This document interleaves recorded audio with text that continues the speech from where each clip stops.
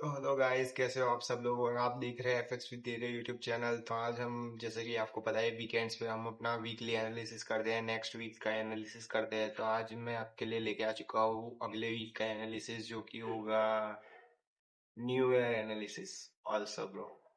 ठीक है। तो और आपके लिए एक और सरप्राइज है कि जो भी गोल्ड में न्यूज़ ट्रेडिंग करते हैं उनके लिए मैंने स्टडी करके न्यूज़ेस, जैसे कि आपको लास्ट वीडियो और वो सब वीडियो में आपने देखा होगा कि मुझे न्यूज़ के बारे में इतना कुछ नॉलेज नहीं है। तो आज मैंने अब नेक्स्ट वीक में जितनी भी न्यूज़ेस है उन सब का डेटा निकाला है कि क्या क्या, मतलब वो क्या, कौन सा डेटा है जो पब्लिक को वो लोग रिप्रेजेंट करते हैं, और कौन सी ऐसे फैक्टर्स है जो गोल्ड को अफेक्ट करते हैं। ठीक है। तो मैंने देखा है कि नेक्स्ट वीक गोल्ड में सिर्फ 3 न्यूज़ेस है। ठीक है। 3 न्यूज़ेस है, तो मैंने उन सबको अच्छे से स्टडी किया, उनके लिए उनके मतलब उसके बारे में नॉलेज गेन किए इंटरनेट पे जाके। ठीक है। तो मैं आज आपको वो सब शेयर करूंगा A to Z। ठीक है। डन। तो अभी चलते हैं हम अपने चार्ट्स पे और करते हैं अपना बेसिक टेक्निकल एनालिसिस। ठीक है। ओके। तो हेलो गाइस, हम लोग आ चुके हैं अपने गोल्ड के चार्ट ऊपर। तो मैं पहले ही आपको क्लियर कर देता हूँ, ये जो चार्ट है ये मैंने अपने न्यू अकाउंट पे बनाया है, क्योंकि लास्ट वाले जो हम लोग, मतलब लास्ट 3 वीडियोस में हम जिस चार्ट पे एनालिसिस कर रहे थे वो चार्ट मैंने अपने स्ट्रैटेजी के बैक टेस्टिंग के ऊपर लगा दिया है। ठीक है। तो मैं उस पर अपनी स्ट्रैटेजी बैक टेस्ट करता हूँ। ठीक है। तो इसलिए मैं इस चार्ट के ऊपर अब से आपको एनालिसिस दूंगा। तो ये कुछ मैंने लेवल्स इसके ऊपर मार्क करके रखे थे, ये तो आपको बेसिक लेवल पता ही है। ठीक है। ये हमारा लास्ट कंसोलिडेशन था, ये वाला। ठीक है। जिसका ऑल टाइम हाई हमने कब, मंडे को ब्रेक कर दिया था। ये मंडे को जो वीक फिनिश हो गया वो। ठीक है। ये ट्यूसडे, वेडनेसडे, थर्सडे को हमारी वो क्या कहते हैं, क्रिसमस की हॉलीडे थी। ओके। तो ठीक है। बेसिकली हमारे पास अभी ये एक लेवल है, देखिए ये एक लेवल है जो कि अगर रीटेस्ट हुआ और फिर हमें मोमेंटम देखने को मिल सकता है। ठीक है। वैसे तो ये ऐसा कोई भी सपोर्ट के पास हुआ नहीं है, ये देखो, ये देखो, ये भी सपोर्ट था हमारा, जो लास्ट बड़ा वाला जो रेंज किया था 1 डे के टाइम फ्रेम पे, वो वाला सपोर्ट मतलब रेजिस्टेंस, वो डायरेक्ट ब्रेक करके ऊपर ही आया, मार्केट कहीं पे रिटेस्ट नहीं हुआ। ठीक है। ऐसे ही फिर अभी कुछ और एग्जांपल भी मैं आपको दे सकता हूँ। ये एक सपोर्ट है, ये तो बहुत बड़ा रेजिस्टेंस हो जाएगा। ये है, देखो, मतलब मेरा कहने का मतलब ये है कि गोल्ड में जब भी बड़े टाइम फ्रेम पे ब्रेकआउट आता है तो वो रिटेस्ट करने को 50-50% चांसेस है कि वो रिटेस्ट करेगा और नहीं करेगा। ठीक है। इसमें मतलब ऐसा कोई प्रोबेबिलिटी कुछ ज्यादा नहीं है कि 60 to 70% रिटेस्ट करेगा ही करेगा। तो आप समझ सकते हो मैं क्या कहना चाह रहा हूँ। ठीक है। तो ठीक है, तो हम देखते हैं अभी 4 आवर पे जाके। 4 आवर पे ये कुछ लेवल है जिसमें मैंने ये वीक में ट्रेड किया था। ठीक है। ये मेरे कुछ सपोर्ट और रेजिस्टेंस लेवल है। ये 1 आवर में जाते हैं, चलिए आ जाइए। तो ये देखो, ये पहला एक सपोर्ट था। ठीक है। ये अभी कुछ लोग बोलेंगे कि इतना एक्यूरेट सपोर्ट आप कैसे बना सकते हो। तो गाइस, ये इतना एक्यूरेट सपोर्ट नहीं था। पहले मेरा ये सपोर्ट कुछ ऐसा था, ऐसा। ठीक है। क्योंकि ये पूरा एक, क्या कहते हैं, पूरा जोन था ये। और अगर आप एसएमसी और वो सब सीखे हो तो मैं उनकी भाषा में बोलूँ तो ये एक ऑर्डर फ्लो था। ठीक है। तो वैसे तो मेरे लिए तो सीधी यही एक सपोर्ट हो गया। ये मैंने इतना इसलिए किया क्योंकि ये, मैं आपको अगर ऑनेस्टली कहूँ तो ये मैंने कब किया था, जब मैंने ये ट्रेड कैप्चर किया तब उसके बाद किया था, क्योंकि इतना एक्यूरेट मूव मुझे मिला था और इसी क्या कहते हैं सपोर्ट रीजन से मेरे को बाइंग मिली थी, इसलिए मैंने इतना छोटा किया था। बाकी मेरा एक्चुअल सपोर्ट इतना बड़ा था। ठीक है, अगर आप इसका ट्रेड देखना चाहो तो मैं आपको 5 मिनट्स में डायरेक्ट बताता हूँ कि मैंने कहाँ से ट्रेड लिया और कैसे एग्जिट किया था। ये देखो, जब मार्केट यहाँ पे एक पुल बैक देता है, ये देखो, ठीक है, ये पुल बैक देता है, इस कैंडल के नीचे क्लोजिंग करता है और इस कैंडल को बुलिश एंगल्फ करता है, तब मैंने इस कैंडल पे ट्रेड लिया था। ये कुछ यहाँ पे ट्रेड लिया था मैंने। हाँ तो गाइस देखो, मैं ये कह रहा था कि यहाँ 1:2 का ही मैं ट्रेड कैप्चर कर पाया था, क्योंकि मेरा ऑलरेडी एक ट्रेड यहाँ से रनिंग था, यहाँ से, क्योंकि जो मेरी स्ट्रेटेजी है उसके हिसाब से ये ट्रेड चल रहा था यहाँ पे। मेरी स्ट्रेटेजी के हिसाब से यहाँ से मुझे ट्रेड मिला था बिल्कुल सपोर्ट पर, तो मैंने वहां पे ऑलरेडी अपनी जो लॉट साइज है उसको डबल करके मैंने ट्रेड लिया था, क्योंकि एक तो मेरी स्ट्रेटेजी से मेरे को ट्रेड मिल रहा था, प्लस यहाँ पे एक सपोर्ट भी था मेरे हिसाब से। क्यों, मैं वो भी आगे जाके समझाऊंगा आपको, ठीक है, क्यों मेरे लिए वो सपोर्ट था। मैंने फर्स्ट ऑफ ऑल कह ही दिया है कि वो एक ऑर्डर फ्लो भी है एसएमसी की लैंग्वेज में, पर मैं अपने जो मेरा मेरा स्कोप था, मतलब मेरे मन से जो मैंने ट्रेड लिया था उसकी बात कर रहा हूँ मैं, उसको सपोर्ट क्यों मानता हूँ, ठीक है, मैं आपको बाद में बताता हूँ। Sorry guys. फिर ये जो ट्रेड था इसका मेरा टीपी है ना 1:2 का ही था, कुछ अराउंड इस लेवल के आसपास था, इस लेवल के आसपास। तो फिर क्या क्या हुआ, यहाँ तक मेरा ट्रेड जब आया तो यहाँ पे मुझे एक और सेटअप मिला, मतलब मेरा सेटअप नहीं था पर ये सपोर्ट वाला सेटअप, क्योंकि ये देखो इधर से अच्छा मोमेंटम आया, फिर एक पुल बैक आया, फिर यहाँ पे बुलिश एंगल्फिंग मिला जैसे कि मैंने आपको पहले ही समझाया है, ठीक है। तो यहाँ पे मैंने ये सपोर्ट के ऊपर से एंट्री ली, ठीक है, मतलब ये सपोर्ट को माइंड में रखते हुए एंट्री ली, और ये एंट्री मेरी स्ट्रेटेजी के हिसाब से थी, ठीक है। तो यहाँ पे मैंने ऑलमोस्ट जो मैं प्रॉफिट करता हूँ उससे 3 गुना प्रॉफिट हुआ मुझे इस ट्रेड को कैप्चर करने में। तो यही था, और मैं आपको बताता हूँ कि इससे मैं सपोर्ट क्यों मानता हूँ।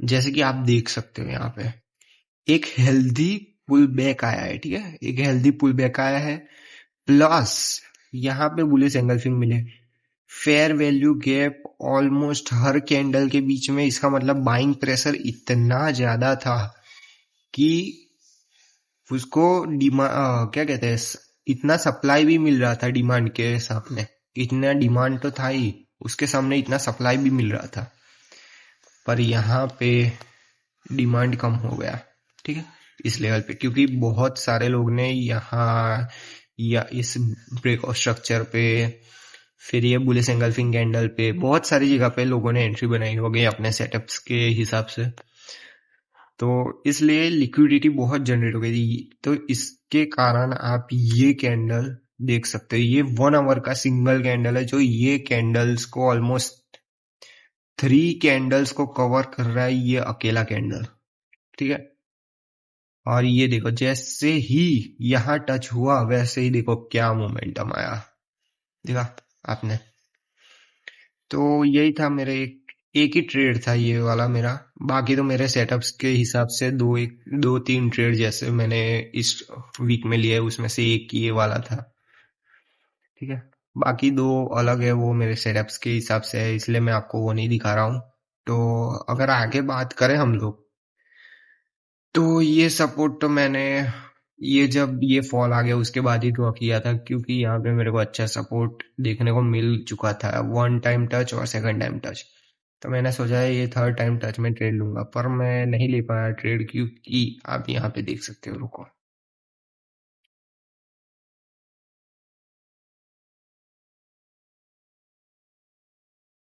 आप इधर देखो तो कितना कंसोलिडेशन हुआ है। ये देखो, इसके ऊपर लिक्विडिटी जनरेट बहुत की है मार्केट ने यहाँ पे कंसोलिडेट करके। और जैसे आपको पता है, अगर रेजिस्टेंस एरिया के पास अगर कंसोलिडेशन हो तो इसका मतलब ये है कि वहां पे लिक्विडिटी जनरेट हो रही है और वो जोन वीक हो चुका है। इसलिए मैंने यहाँ पे ट्रेड लेने का रिस्क नहीं लिया, वरना देखो मैं यहाँ पे एक ट्रेड ले सकता था। ठीक है, ये मेरा एसएल ले लेता, है ना, ये मेरा एसएल ले लेता, क्योंकि मैं अपना एसएल यहाँ तक रखता, वरना ज्यादा से ज्यादा अगर मैं बहुत ही एक्सपीरियंस ट्रेडर हूं तो मैं यहाँ तक रखता है ऐसे। ठीक है, तो ऐसे लिए यहाँ पे मेरा भी उड़ ही जाता। और अगर मैंने यहाँ तक रखा होता तो मेरे को ये पूरी रेंज में मेरे को डरा था और फिर मेरा एसएल लेता। इसलिए मैंने यहाँ पे तो ट्रेड लिया ही नहीं, क्योंकि मेरे को पता था कि ऐसे ऐसी कैंडल बन रही है। ये देखो, ये वीक देखो आप सिर्फ, ये वीक देखो, ये वीक देखो, वीक ही वीक है सारी जगह पे। सेलिंग प्रेशर भी है, बाइंग प्रेशर भी है, कुछ समझ ही नहीं आ रहा था। फिर ये देखो, यहाँ पे भी एक ट्रेड उठा सकता था मैं।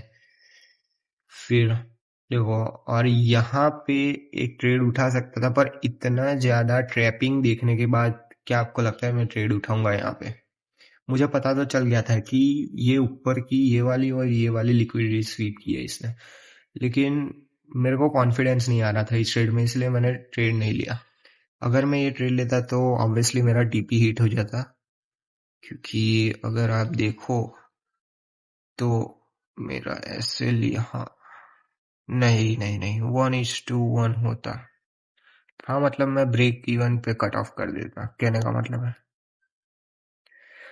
ठीक है, और ये देखो बाद में क्या बाइंग आई है, सुपर बाइंग। ठीक है, तो ये था कुछ लेवल्स हमारे लिए।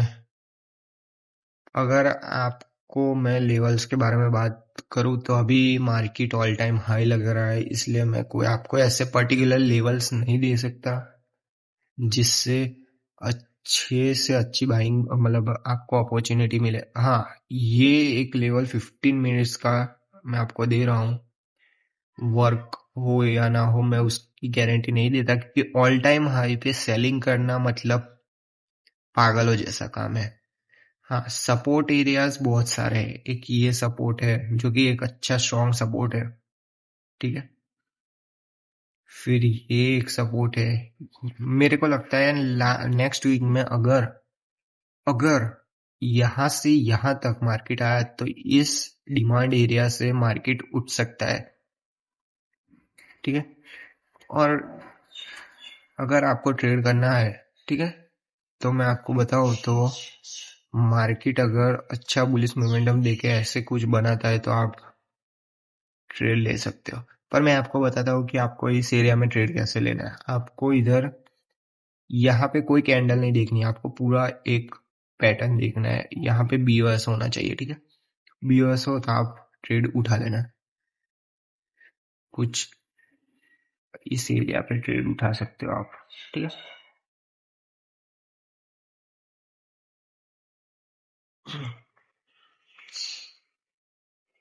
फिर एक और 15 मिनट्स का ये सपोर्ट रीजन है, ये भी एक सपोर्ट है। ठीक है, तो यही था हमारा। ठीक है, ये 15 मिनट्स और ये भी 15 मिनट्स, ये दो जोन मैंने आपको दिए, और एक ये जोन। ठीक है, ये जोन तो शायद से 1 आवर में भी वर्किंग है। ये देखो, वर्किंग जोन है। ठीक है, ये 1 आवर का जोन, ये दो 15 मिनट्स के जोन है। ठीक है, आपके लिए 3 जोन मैंने इस वीक को आपको दिए है। तो अभी हम लोग चलते हैं अपने फॉरेक्स फैक्ट्री पे और देखते हैं कि नेक्स्ट वीक में कौन सी न्यूज़ है। ठीक है, बेसिकली 3 न्यूज़ है जो मैंने आपको इंट्रो में ही दे दी है। तो चलते हैं, ठीक है। चलो। ओके, तो गाइस हम लोग आ चुके हैं अपनी फॉरेक्स फैक्ट्री एप्लीकेशन पे। तो देख सकते हो कि जैसा मैंने आपको बोला था कि इस वीक में सिर्फ 3 ही न्यूज़ है। तो पहली न्यूज़ आप देख सकते हो 29 ऑफ दिसंबर मंडे को है, जो कि 8:30 PM को है। पेंडिंग होम सेल्स, इसमें हमें देखने को मिल सकता है। देखो, पब्लिक को ये लोग रिप्रेजेंट करते हैं कि हाउस परचेज के जो कॉन्ट्रैक्ट है, मतलब जो कॉन्ट्रैक्ट बनता है परचेज से पहले, वो कितने इस मंथ, मतलब करंट मंथ में कितने कॉन्ट्रैक्ट्स फॉर्म हुए हैं, साइंड हुए हैं, लास्ट मंथ के एवरेज निकाल के, लास्ट मंथ और इस मंथ को कंपेयर करके इस वक्त ये मंथ कितने हाउस के कॉन्ट्रैक्ट ज्यादा बढ़े हैं। ठीक है, तो ये हमें हमारे गोल्ड में मतलब कैसे देखने को मिल सकता है। अगर जो एक्सपेक्टेड रेट है, मतलब जैसे कि फोरकास्ट है 0.9% है, ठीक है, अगर वो इससे ज्यादा आया, जैसे कि 1% आया, 1.1 आया, 1.2 आया, ठीक है, तो ये यूएस की इकोनॉमी के लिए एक अच्छी चीज है, स्ट्रॉन्ग चीज है, इकोनॉमी बूस्ट करती है ये चीज। ठीक है, तो इसकी वजह से यूएसडी स्ट्रांग होता है, और यूएसडी स्ट्रांग होता है तो उसका मतलब आपको पता ही है कि गोल्ड में एक हमें डाउनसाइड स्पाइक्स देखने को मिल सकती है। ठीक है, तो ये है हमारा पेंडिंग सेल्स, जिसमें मैं आपको अगर समराइज कर दूं तो पेंडिंग होम सेल्स में जो लास्ट मंथ में जितने कॉन्ट्रैक्ट बने घर मतलब हाउस परचेज के, वो उसको इस मंथ से कंपेयर करते हैं और इस मंथ का डेटा निकाल के हमें मतलब क्या कहते हैं, एवरेज डेटा हमें इस मंथ का देते हैं। ठीक है, अगर इनके फोरकास्ट से अगर ज्यादा हो तो हमारे गोल्ड के लिए अच्छा नहीं है, और इनके फोरकास्ट से कम आया डेटा तो हमारे गोल्ड के लिए अच्छा है। ये था हमारा basic summarize of pending home sales news. ठीक है, अभी दूसरी न्यूज हमें देखने को मिल रही है वेडनेसडे दिसंबर 31 को। ठीक है, तो ये है एफओएमसी मीटिंग मिनट्स। तो ये सबसे इम्पोर्टेंट न्यूज है इस वीक की। इसमें पब्लिक को दिखाया जाता है कि फेडरल रिजर्व क्या मतलब क्या सोच रही है, मतलब और क्लूज देती है कि इंटरेस्ट रेट्स जो है वो कट हो गए और या फिर बढ़ेंगे। ठीक है, इंटरेस्ट रेट मतलब जो बॉन्ड्स होते हैं, गवर्नमेंट बॉन्ड्स होते हैं, उनकी कीमत बढ़ेगी या घटेगी। ठीक है, और इस पे हमारा मार्केट कैसे रिएक्ट करता है वो भी मैं आपको बताता हूँ। अगर क्या कहते हैं, मतलब अगर न्यूज के टाइम पे जो फेडरल रिजर्व के चेयरमैन जेरोम पोवेल है, वो अगर हाउकिस हाउकिस ऐसा मतलब वर्ड बोले, तो आप समझ सकते हो कि यूएसडी के जो रेट्स है वो बढ़ेंगे। ठीक है, मतलब क्या कहते हैं, बॉन्ड्स के रेट बढ़ेंगे, जिससे कि इकोनॉमी बूस्ट होगी, और अगर यूएस की इकोनॉमी बूस्ट हुई तो हमारे गोल्ड के प्राइसेस में फॉल देखने को मिल सकता है। इसका बेसिकली मैं आपको इजी वे में अगर आपको बताऊं तो देखो, आपके पास दो ऑप्शन है, एक गोल्ड और एक बॉन्ड, जो कि दोनों की दोनों सेफेस्ट ऑप्शन है आपके लिए।